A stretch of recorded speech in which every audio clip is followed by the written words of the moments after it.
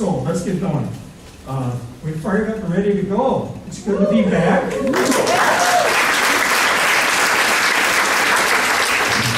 We're back better than ever.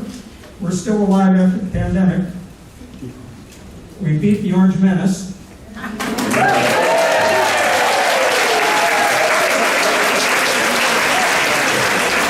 And who's the president?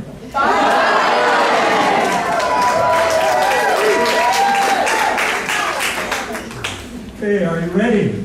Yeah. Okay. Good morning, ladies, gentlemen, fellow Democrats. Welcome to our first in-person meeting since the pandemic. I'm glad you're all here. I'm Mike Falk, president of the Villages Democratic Club. I'll be your host today. Thanks for joining.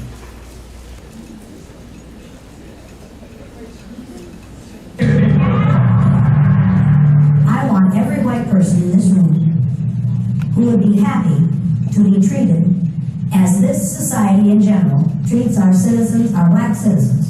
If you, as a white person, would be happy to receive the same treatment that our black citizens do in this society, please stand.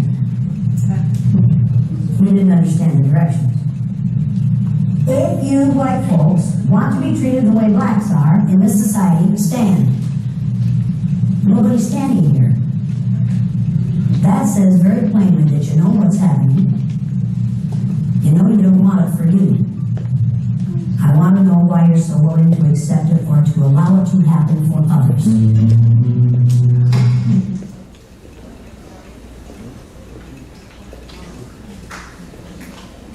Wow. I saw a whole presentation from Jane Elliott, and it's quite revealing. She's nothing if not correct.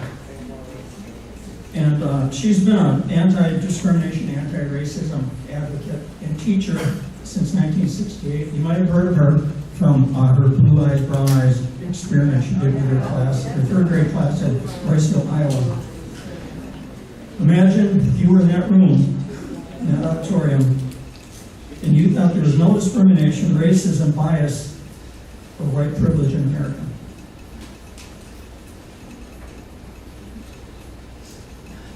Okay. 100 years ago, on May 31st, 1921, white rioters ransacked and burned a wealthy black neighborhood called the Greenville District in Tulsa, Oklahoma. And that was known as Black Wall Street. Black people who lived there were business owners, doctors, lawyers, and they were accumulating wealth at a time when a lot of people in America weren't. So the massacre left hundreds of black people dead, roughly 10,000 homeless. That massacre affected those families for generations. It stunted their family trees, denied them opportunities they would have had. Oklahoma City described the massacre as a race riot, which meant that insurance companies didn't have to pay their claims. Not only were a lot of blacks killed, but for many of the black citizens of the Greenwood District, their property was essentially taken away from them with no financial or legal recourse. Survivors' lives were changed forever. No one was ever charged with the murders or the property damage. Meanwhile, in West Point, Mississippi, this year, about a month ago, two black students, Akiria Washington and Layla Temple, were named valedictorian and salutatorian at West Point High. Shortly thereafter, two white parents questioned whether school officials had correctly calculated top academic honors. Then, on the day of graduation, the school superintendent named two white students as co-valedictorian and co-salutatorian. The superintendent and the parents of the white students said it was nothing to do with race, but the school used the wrong process to establish who the students were, who the top two students were. In my mind, those are just two examples of perceived white fragility and white privilege.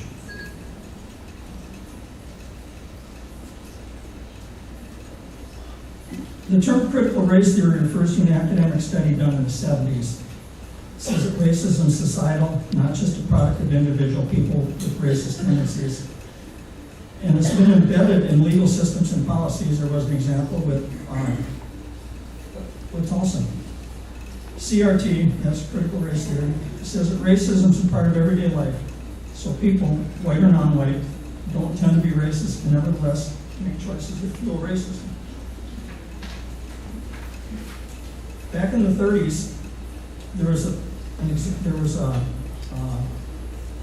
practice called redlining, and what that did was government literally drew lines around areas in different cities with red lines, and often explicitly due to the color of the people that lived there. The bank subsequently refused to give mortgages to those black people in those areas. That in turn stifled that segment of the population to build generational wealth. What CRT isn't, it isn't indoctrinating students or teaching them that all white people are racist. Us white folks in here aren't racist. Critical race theory supports teaching students the unvarnished history of America with all its warts. It's no accident that you learned about Helen Keller, but probably not W.E.B. Du Bois. Du Bois is one of the founders of the NAACP in 1909. You were taught about the riots in Watts. You saw it on TV, but not what happened in Tulsa and Wilmington. You were taught that George Washington's teeth were made of wood, but they were really made from the teeth of slaves. You were exposed to black ghettos on television, but didn't learn about Black Wall Street. You read about how states' rights were the cause of the Civil War, but Alexander Stephens, Confederate States VP, wrote that slavery was a reason for secession. On television and videos, you saw George Floyd get killed by a Minneapolis police officer over a counterfeit $20 bill. But during the unrest in Kenosha following that, Kyle Rittenhouse, a white 17-year-old from Illinois, killed 2 and injured 1 with an assault-style rifle. He then walked by a bunch of cops with the rifle over his shoulder and his hands raised. The cops didn't even question him. He was later arrested. Conservatives are pushing critical race theory as boogeyman to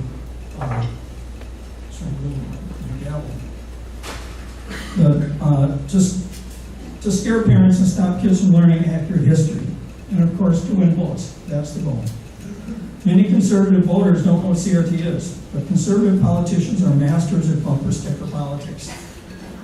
To get votes, those conservative politicians in the media use CRT to try to drive a wedge between suburban white moms and progressive candidates who just want to teach accurate American history. So to conservatives, CRT is like the fund the police was in 2020. That's what you're going to see in 2022 and 2024. It's a campaign slogan used as a wedge to win votes. And of course, it fits on a bumper sticker. Time magazine recently reported that conservative advocacy groups, legal organizations, and state legislators have mounted a campaign to weaponize the term because they believe that fighting it would be a winning electoral message. The military was segregated until 1948. When I was growing up in Minneapolis in the 50s and the 60s, there were no blacks in my neighborhood. And there were no blacks in any other public schools I went to, I attended. And it wasn't until I went in the military that I was exposed to any kind of diversity at all. Many people spend their whole lives within miles of where they grew up. That said, it's no wonder racism and prejudice are hard to recognize, and for people to admit they have biases and stereotypes. We learned about the world from our parents, friends, neighbors, and the environment we lived in. None of us are born racist or prejudiced. That's learned.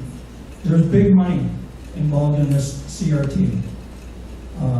And two main actors in this are Trump's former OMB director, Russ Vought, and Jessica Anderson, who is the executive director of Heritage Foundation's advocacy arms. And it said critical race theory is one of the top 2 issues our group is working on alongside efforts to tighten voting laws. She was also in the Trump OMB administration. We're going to be hearing more about CRT in the coming months, certainly. campaign.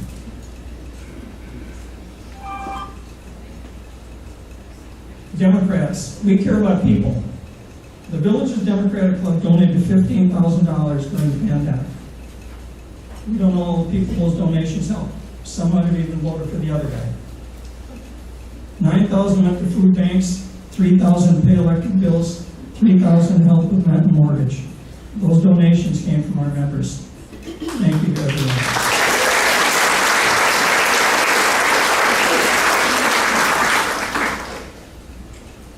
Okay, now the good part.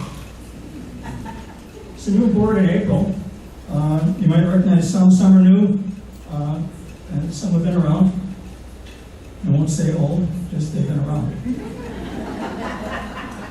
And when I call your name, please stand up, just wave to the crowd. Like I said, I'm Mike Falk, president of the Village's Democratic Club. I'm originally from Minneapolis. Moved down here in January 2015 with my wife Sue, and we live in Collier. Amy Jenkins is the VP of Programs and Speakers.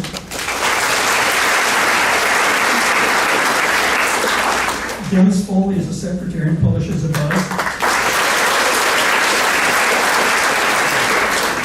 Ellen Dugan's the treasurer.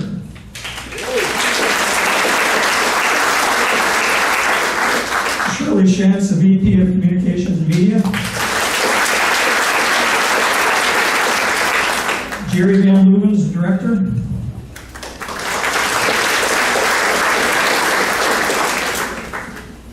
Heather Rabinowitz is the director. Sue Blaylock, director.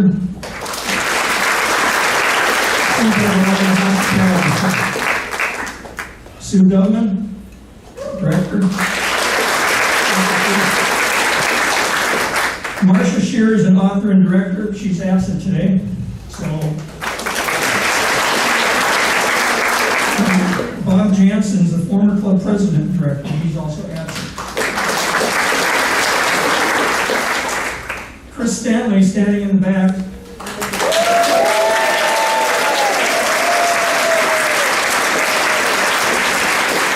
She's our immediate past president, and she's been astronomically helpful to me. At least, certainly from a sounding board perspective, you know, when I say, am I nuts? And she goes, yeah. Well, let's do it anyway. That's true. And a shout out to our capable volunteers who help keep us running. Diane Foley works on the membership database.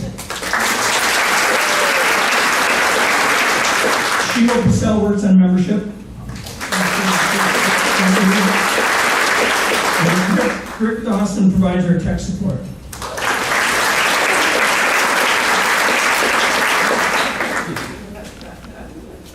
Okay.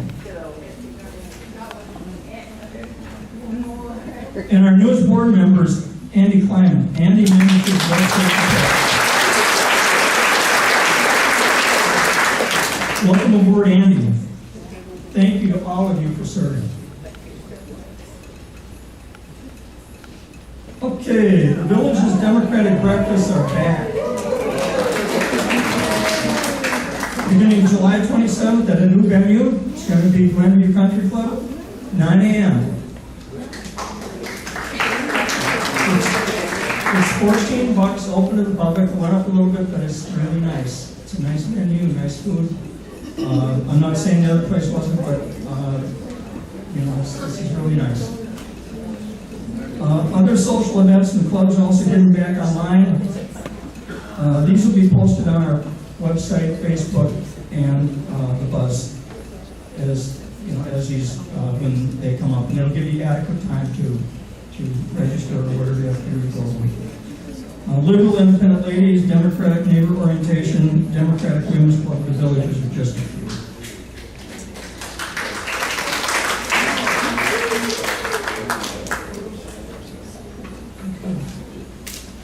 Juneteen, National Independence Day, is now an official holiday after President Biden signed the bill. It's passed by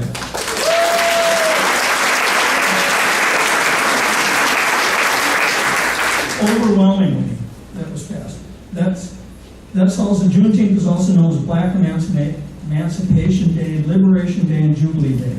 It's June 19th, marks the anniversary of a historical celebration of emancipation, which was in Galveston, when 2.5 years after the Emancipation Proclamation, those slaves finally learned that they were free. And what's interesting is it's a new national holiday. It celebrates the end of slavery at the same time that many states are enacting laws that ban teaching a history of slavery in their schools. That, I guess, would be the definition of irony.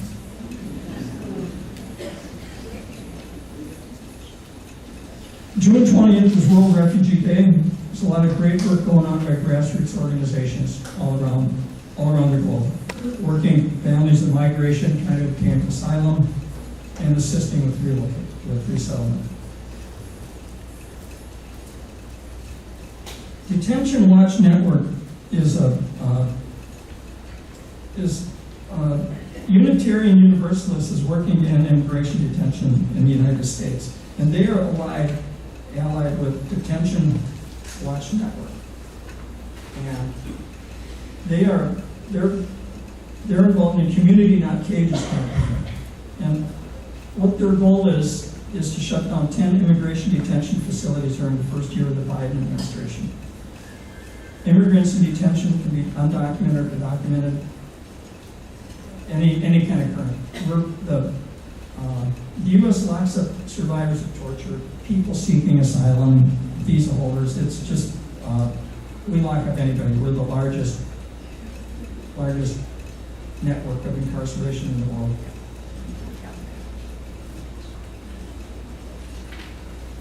Immigrants are detained while they await a determination of their immigration status for potential deportation. In fiscal year 2019, the United States government detained over 500,000 immigrants in 200 jails across the country run by ICE.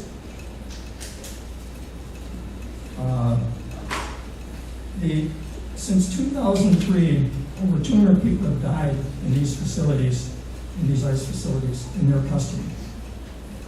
And financial incentives are the bedrock of this system. Immigration detention systems, I refer to it as a prison industrial complex, kind of like the military industrial complex. It's huge. Local governments detain immigrants in exchange for money. And they use that to fill their gaps in their local budgets.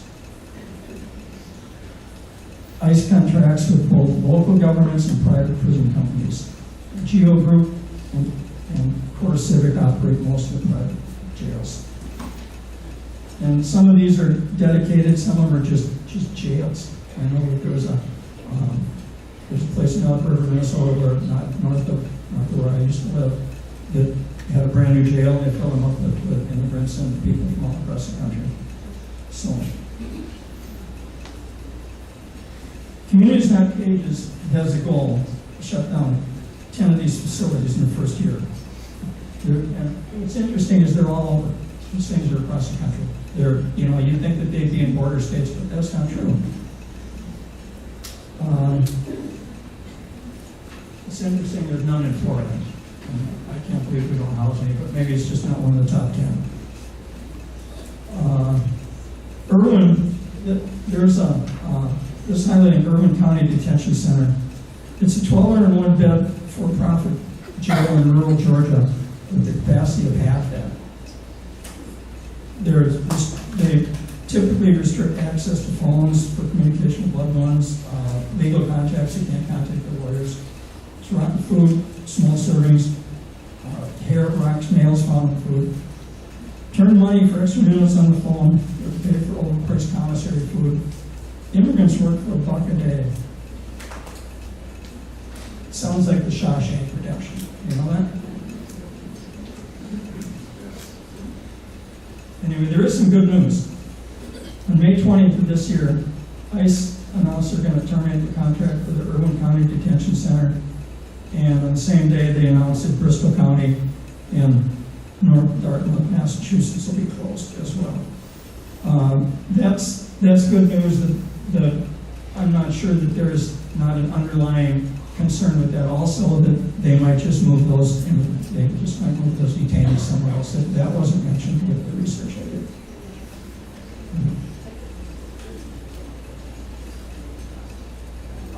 Okay, this one's interesting.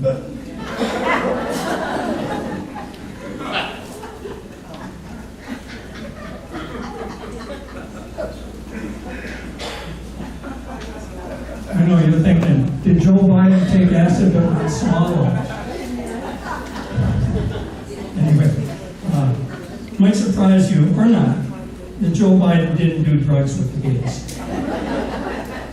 But there is a billboard in Maryland featuring characters and pretty foul language. So I know I drove down 75 a couple of months ago, and about 25 miles south here, down 75, there's a huge, huge Confederate flag.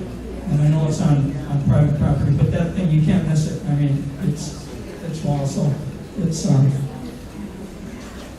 Florida. So on April 11th of this year, Unitarian Universalists held a presentation with 4 speakers regarding different aspects of Lake County waterways. In June, we presented information from the first speaker about Rodman Dam, why it needs to be removed. Second speaker addressed environmental justice. That's some of the stuff that the commissioner talked about too, is water. But environmental justice, I didn't know this, but it's not surprising, but the EPA does have an environmental justice department. And after I learned that, I was surprised that the department survived the last administration.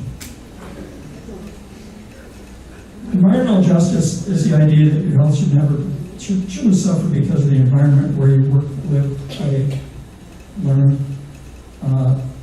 It started when it was discovered that disproportionate number of polluting industries, power plants, and waste disposal areas were next to minority communities. That doesn't surprise me. That's common practice. There's also lack of supermarkets and other in minority areas, inadequate transportation, that also impacts voting. So air and water pollution are major environmental issues, and that affects lower income minority communities. And they also contain older and unsafe homes. And all the president talked about replacing all the water pipes in homes that had lead water pipes. So they advocate for that too.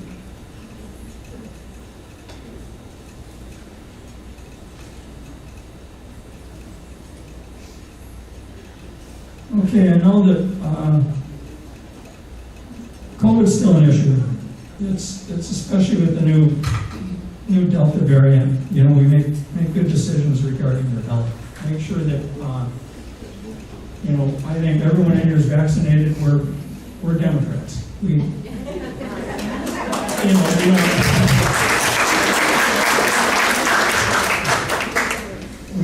actually listen to health professionals. So there's some phone numbers on here. Take a picture of this slide, and you can reference these in the different counties and for any COVID vaccinations or for COVID information.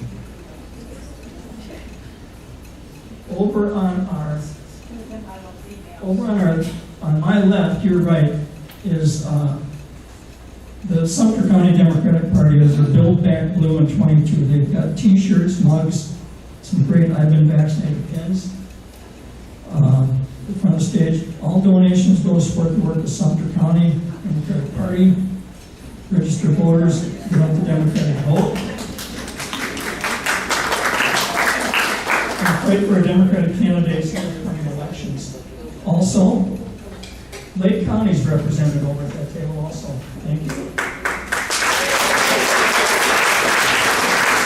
And, if you live in Lake County, or any of us, just go over and have a chat.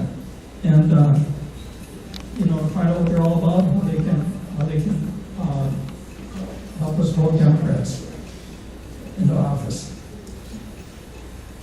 Immediately following this meeting, 11 a.m. in this room, the Nikki Freed's team, her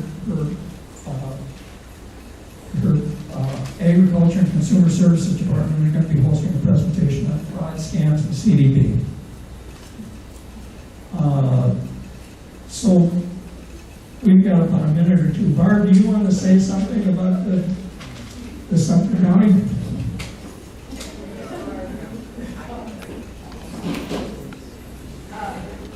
You can hear me, right? Okay, I'll help. Thank you all for focusing and allowing us to be here today to share our Build Back Blue 22 campaign.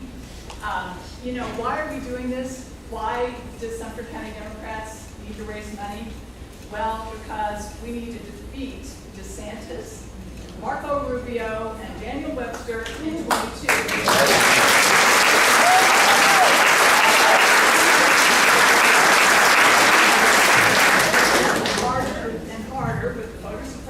Activities that we know have been taking place. I just read an article in the Washington Post yesterday that said we can't count on judicial remedies for this voter suppression. We can't count on the federal government and the Congress to somehow, make it better. What can we do? We have to be at the grassroots level trying to overcome these voter suppression activities by registering people to vote, making sure Democrats get out to vote, ensuring that people can vote by mail. It's being made harder and harder for us to vote, but we've got to do what we can at the grassroots level. That's going to be the only solution. And that's what Build Back Blue 22 is about. It's working at the grassroots level, registering our Democrats. Bob Berg right here has got voter registration. We've got vote by mail. We need help with door-to-door knocking. We need phone calls. All the things that we do. We need volunteers. But we also need to have some money to do this. And that's where our fundraising campaign comes in. We have T-shirts, we have some great I've been vaccinated buttons that we're selling, and we've got some mugs. Go online. If you didn't come prepared for this today, please go online. You see this is our website. Go to donate at the SumterFLDemocrats.com, and you can go and purchase that way. So thank you very much for supporting our efforts.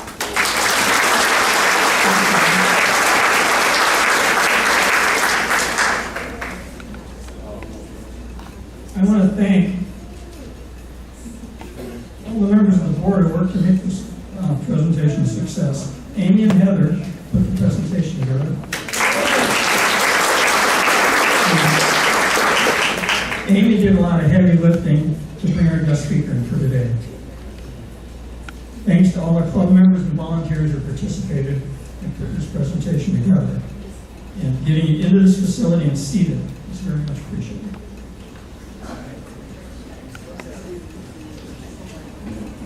With that,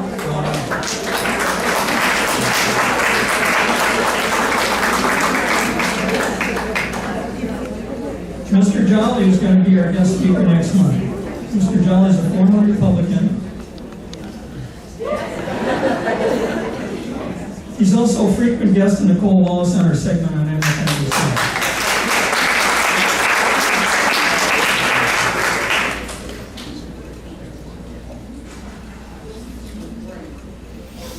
We'll see every one of you next month and more. And it's not over. The pandemic isn't over. I know the Delta variant is don't do it too long.